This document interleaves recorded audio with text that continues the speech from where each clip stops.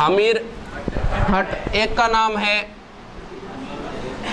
अमीर रासो और एक का नाम है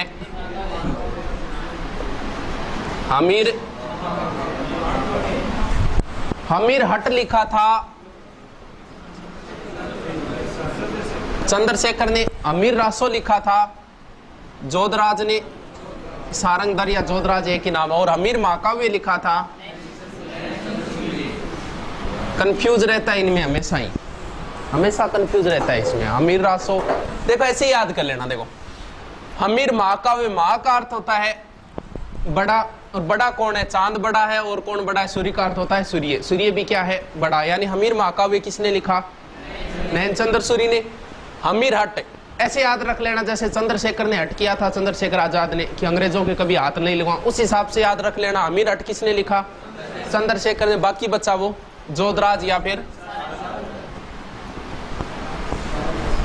ठीक है। अब देखो अमीर की एक तो पत्नी का नाम याद रखना पड़ेगा। पत्नी का नाम क्या था? और इसकी पुत्री का क्या नाम था? अमीर की पत्नी रंगदेवी थी और पुत्री कौन थी? अमीर अगर इतिहास में प्रसिद्ध है तो सिर्फ और सिर्फ जब ये यहां का शासक था हमीर देव। दुर्ग है जिसका नाम है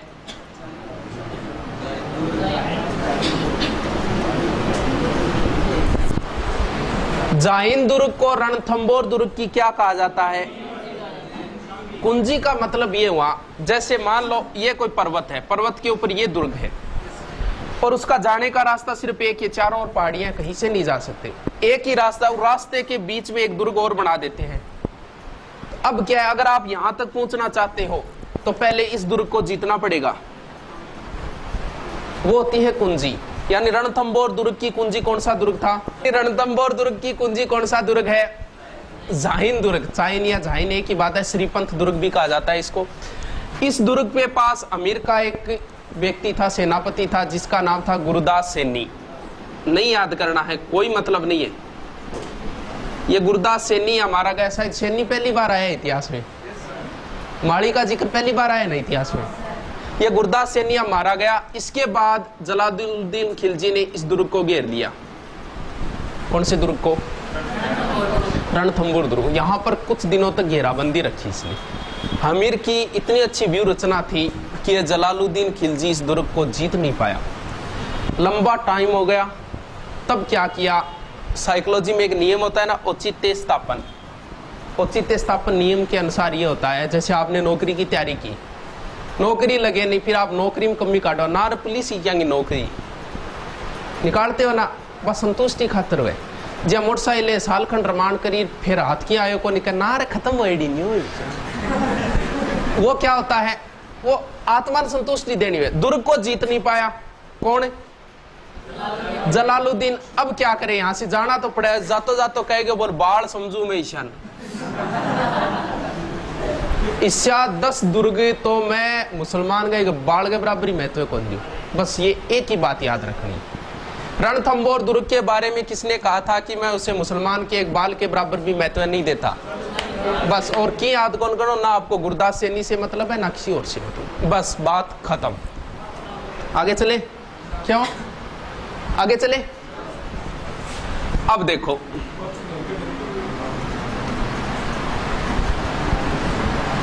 यहां सवाई माधोपुर, वही रणथंबोर, और यहां का शासक हो गया अमीर। जलालुद्दीन खिलजी के बाद यहां का बन गया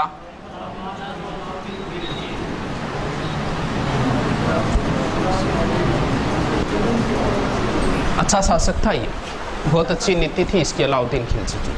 अधिकतर भारत को जीत लिया था अलाउद्दीन ने। बाजार व्यवस्था और बहुत अच्छी थी इसकी। कम तोला उसके बदले में मांस देना पड़ता था, ऐसे ऐसे नियम लगा दिए थे इसने अलाउद्दीन खिलजी ने। यहाँ का बन गया अलाउद्दीन खिलजी। यहाँ का कौन है? अमीर। कोई समस्या को नहीं इतने तो यहाँ कारोबार देख रो, मनी पता लग जा। यहाँ का अलाउद्दीन, यहाँ का कौन है? अब अमीर पे आक्रमण तो करना है अलाउद्दीन को, क्योंकि सबको जीत रहा था, इसको भी जीतना था। क्योंकि अमीर ने ये मान लो कि अधिकतर क्षेत्रों को जीत लिया था, मेवाड़ तक को जीत लिया था अमीर ने, समर सिंह था उसका, अधिकतर क्षेत्रों को जीत लिया था। यानी इसने भी पृथ्वीराज चौहान की तरह दिग्विजय की नीति अपनाई थी अमीर ने। उसके बाद उसने एक यज्ञ भी किया था जिसका क्या नाम था, कोटियजन यज्ञ। ये अश्वमेध यज्ञ की तरह ही होता था। इसने भी दिग्विजय की नीति अपनाई थी। इसको तो जीतना ही जीतना था अलाउद्दीन को। अब बहाना चाहिए, दोनों बहाने हैं, दो बहाने बताए जाते हैं, दोनों बता देता हूं। दिमाग पर लोड कौन देनो, एग्जाम में पूछो कौन जा, पूछो जा बात बता दे। बताए दोनों बहाने। पहला बहाना तो बताया जाता है हमीर महाकाव्य के अनुसार, नैन चंद्र सूरी बताता है कि अलाउद्दीन की सेना गई हुई थी गुजरात लूटपाट मचाने के लिए। गुजरात से वापस आ रही थी सेना और यहां जालौर के पास धन के बंटवारे के लिए झगड़ा हो गया। धन के बंटवारे के लिए, ये लूटा हुआ जो माल था ना, उसके बंटवारे के लिए। एक तरफ तो थे अलाउद्दीन की सेना जिसमें उनका सेनापति था उलग खां और नुसरत खां, और दूसरी तरफ था मोहम्मद शाह। दो तीन और थे, केबरू काबरू, लेकिन मैंने ये याद रखना, यही पूछा गया था एग्जाम। ये मोहम्मद शाह 1/5 भाग लेना चाहता था, ऐसे इसको इनका झगड़ा होगा। अब क्या किया मोहम्मद शाह ने, मोहम्मद शाह ने क्या किया, यहाँ पे लूटपाट मचा के और भाग के किसके पास में आ गया। आई क्या बात समझ। बस यही प्रश्न पूछा गया था सेकंड ग्रेड में कि अमीर ने किसको शरण दी थी, इस मोहम्मद शाह को शरण दी थी। उसमें उलग खां भी ऑप्शन था, नुसरत खां भी ऑप्शन था, मोहम्मद शाह भी ऑप्शन था। बस ये एक ही चीज ध्यान रखनी है, मोहम्मद शाह भाग के किसके पास में आ गया। ये तो पहला कारण है, लोड कौन देना, ज्यादा दिमाग पर लोड कौन देना। अब देखो दूसरा कारण क्या बताए थे आप ही बेरो पाट लिए, कौन सा कारण है उसके। अलाउद्दीन की एक पत्नी थी जिसका नाम था, शाबाश, अरे पानी पिया दे मनी।